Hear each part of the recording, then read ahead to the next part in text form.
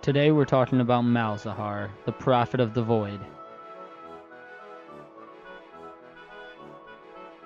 Malzahar has 6 different skins, including his base skin, Vizier, Shadow Prince, Jinn, Overlord, and Snow Day. Malzahar's passive is Void Shift, and basically this is just another Banshee's Veil that he gets at level 1. Honestly, it's super strong. It gives him crowd control immunity and massive damage reduction, but it can be taken off of him with an auto attack or a spell. Damage from lane minions does not affect his passive. Next up is his Q, Call of the Void. He opens up 2 portals that shoot inward, doing magic damage and silencing the enemy. This is his only skill shot though. Next we have his W, Void Swarm. Now this was recently nerfed from patch 7.3. They figured out that it was able to do things that it wasn't intended to do. So before we hop into what the ability does now, let's see the bullshit it used to be able to do.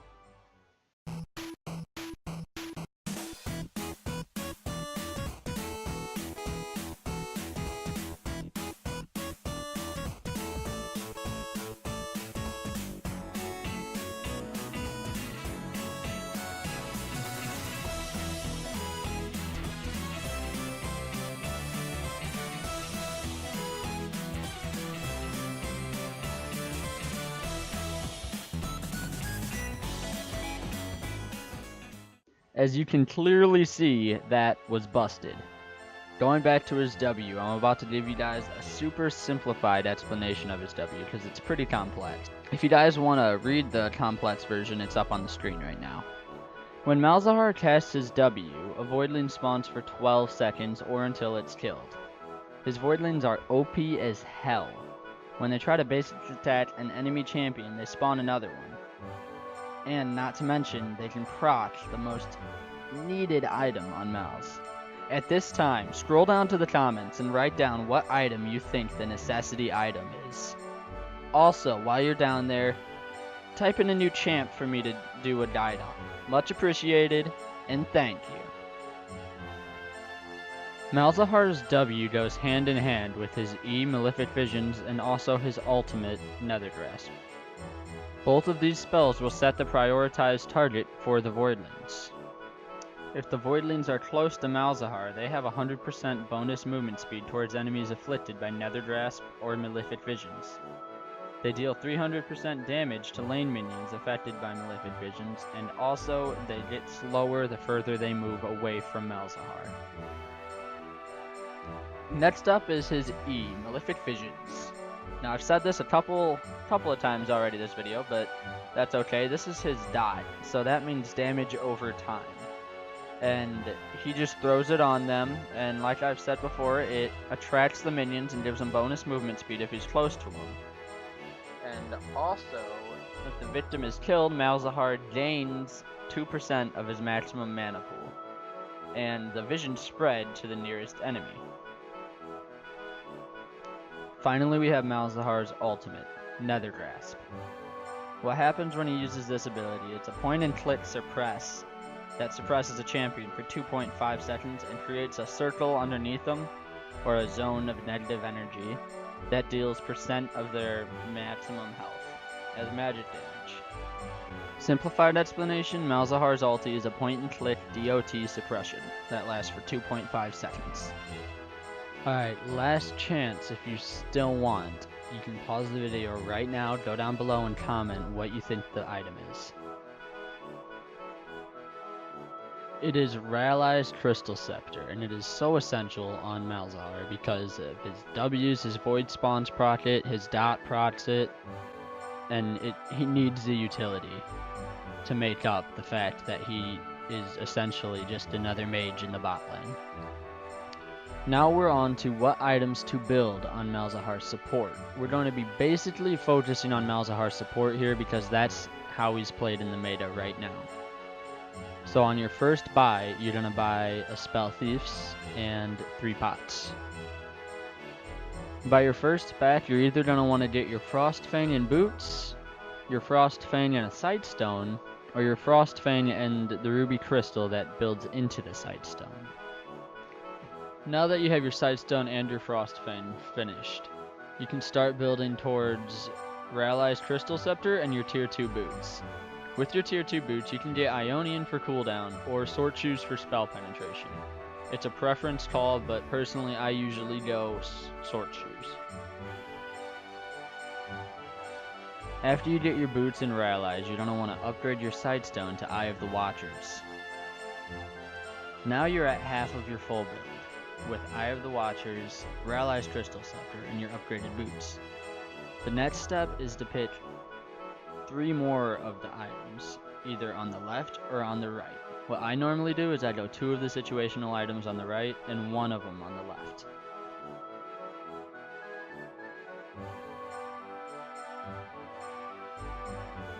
Next, we're going to get into a couple of the matchups that you're going to see when you're playing Malzahar support.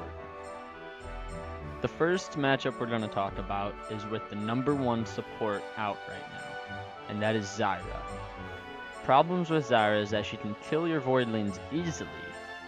She can make your passive go off pretty easily by just hitting a Q next to you with one of her plants. She does the same amount, if not more, damage than you. Overall, this is a pretty even matchup, leaning towards the favor of Zyra.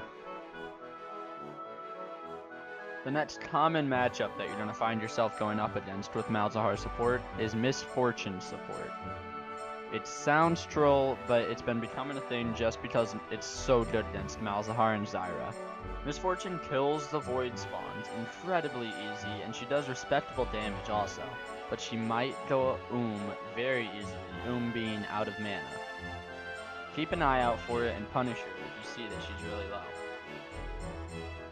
Also, her ult will decimate you, so you really need to try to use your suppress to cancel her ult. You can also use your silence to cancel the MF channel as well. This also works with Jin's channel.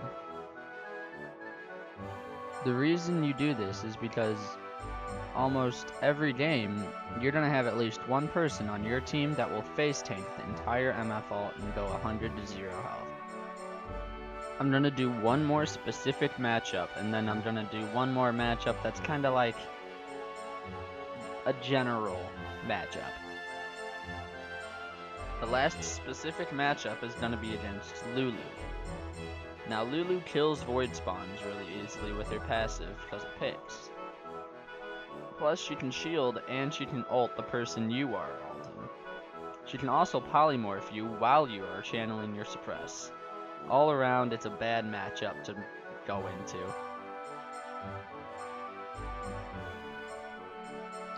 Probably the last matchup you're going to find yourself in with Malzahar is against melee tanks, and if you find yourself in this matchup, you will win 100% of the time.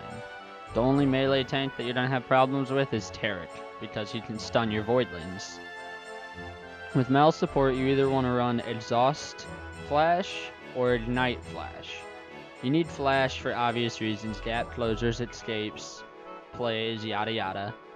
But Exhaust and Ignite are interchangeable. If you're feeling confident that you're gonna get kills, go Ignite. If you're not so confident and they have an assassin or 2 or 3 on the other team, go Exhaust. Your AD carry will love you for it. While playing against melee champs, it is pretty easy to maximize the utility of your Malefic Visions by casting Call of the Void or Nether Grasp, your Q or your ultimate, on someone who is afflicted by Malefic Visions. You will increase the duration of the spell. Another tip that applies to all ranged supports is to place a ward right over this wall while you're on the blue team and hitting that blast plant. That makes it so the enemy jungler has one less route to get to your lane. What is up, guys? Thanks for watching my quick guide on Mal's support. Hopefully now that you have a better understanding of him, you can take him into ranked or even know how to play against one in ranked or with one in ranked. If you guys have any questions for me, feel free to leave them in the comments. And if you learned anything new, maybe give the video a thumbs up and subscribe to my channel. Chances are you will learn something new in the next video as well. Other than that, thanks for watching, and I'll see you guys in the next episode.